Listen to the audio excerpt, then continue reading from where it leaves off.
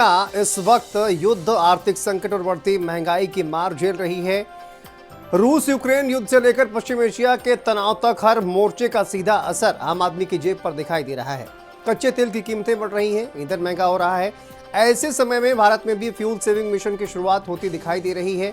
दरअसल प्रधानमंत्री नरेंद्र मोदी ने देशवासियों से ईंधन बचाने की अपील की और इसके बाद तुरंत सत्ता के गलियारों में एक बड़ा बदलाव दिखाई दिया।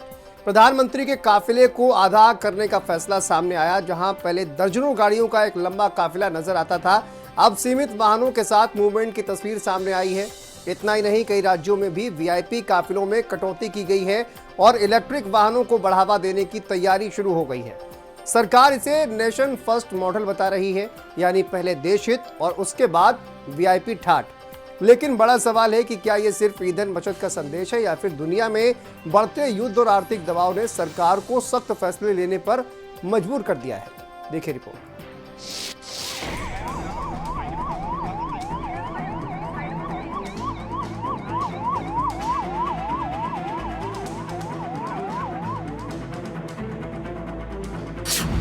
वीआईपी काफिलों पर ब्रेक, देश भर में फ्यूल सेविंग अलर्ट, योगी की अपील, सिस्टम में हलचल, पीएम ने आधा किया काफिला, दर्जनों गाड़ियों से सिर्फ कुछ कारें, सुरक्षा वही, स्टाइल बदला।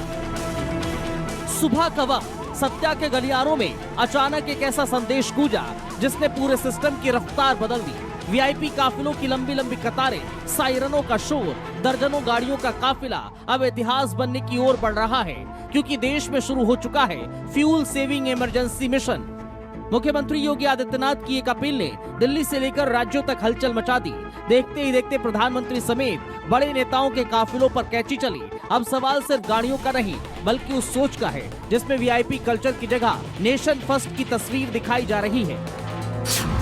वीआईपी काफिलों पर बड़ा एक्शन, काफिलों में 50% की कटौती, ईवी वाहनों पर जोर, ईंधन बचत मिशन शुरू, राज्यों में भी असर। योगी की अपील का असर इतना तेज हुआ कि कुछ ही घंटों में दिल्ली का पावर कॉरिडोर एक्टिव मोड में आ गया।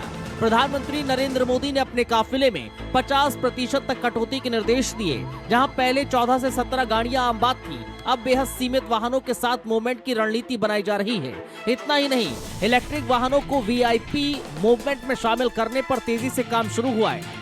गृह मंत्री अमित शाह ने भी अपने काफिलों को छोटा कर दिया, यानी सत्ता अब शान और शौकत नहीं, बल्कि बचत और जिम्मेदारी का संदेश देती दिखाई दे रही है। पीएम के काफिले में बड़ा बदलाव, पहले 14 से 17 गाड़ियां काफिले में हुआ करती थी, कई बार 30 से 40 गाड़ियां भी काफिले में होती हैं। अब सीमित वाहन मूवमेंट देखने को मिल रहा है। ईवी गाड़ियों को बढ़ावा दिया जा रहा है। ये बदलाव सिर्फ केंद्र सरकार तक सीमित नहीं रहा। उत्तर प्रदेश में खुद मुख्यमंत्री योगी आदित्यनाथ ने मंत्रियों और अधिकारियों के फ्लीट में 50% की कटौती के आदेश जारी कर दिए। आज सीएम के काफिले में बेहद कम गाड़ियां नजर आईं। आमतौर पर 15 से 20 वाहनों का लंबा काफिला चलता है। वहीं मध्य प्रदेश और राजस्थान में भी कई राज्यों में एसी मॉडल को अपनाने की तैयारी शुरू हो गई है। सरकारी बैठकों को वर्चुअल मोड पर शिफ्ट किया जा रहा है। वर्क फ्रॉम होम और पब्लिक ट्रांसपोर्ट को बढ़ावा देने की रणनीति तैयार हो रही है, यानी कि सरकारी सिस्टम अब नए ढांचे में ढलता दिखाई दे रहा है। योगी मॉडल का असर, यूपी में फ्लीट 50% कम, वर्चुअल मीटिंग पर जोर, public transport promote, work from home model active. लेकिन इस बदलाव के बीच सुरक्षा को लेकर भी सवाल उठ रहे हैं, क्योंकि वीआईपी काफिलों में बुलेट फ्रेम गाड़ियां, जैमर, एस्कॉर्ट और मेडिकल यूनिट शामिल रहती है। अब गाड़ियों की संख्या घटेगी, लेकिन सुरक्षा प्रोटोकॉल वही रहेगा। और यही चुनौती अब सुरक्षा एजेंसियों के सामने सबसे बड़ा टेस्ट बन गई है। सुरक्षा वर्सेस बचत, सुरक्षा वही रहेगी, गाड़ियों की संख्या घटेगी, जैमर और एस्कॉर्ट जारी रहेगा। एजेंसियों के सामने नई चुनौती आएगी। हैदराबाद में अपने संबोधन के दौरान प्रधानमंत्री मोदी ने कहा था कि दुनिया आर्थिक संकट और बढ़ती महंगाई से जूझ रही है। ऐसे समय में ईंधन बचत सिर्फ सरकारी फैसला नहीं, बल्कि राष्ट्रीय जिम्मेदारी बन चुकी है और वीआईपी काफिलों पर लगी ये ब्रेक उसी बड़े बदलाव का संकेत मानी जा रही है। सायरन की आवाजें शायद अब कम सुनाई दे, लेकिन सत्ता के गलियारों से निकला ये संदेश बहुत दूर तक जाने वाला है, क्योंकि ये सिर्फ गाड़ियों की कटौती नहीं बल्कि सोच बदलने की शुरुआत मानी जा रही है। स्पेशल डेस्क, भारत समाचार।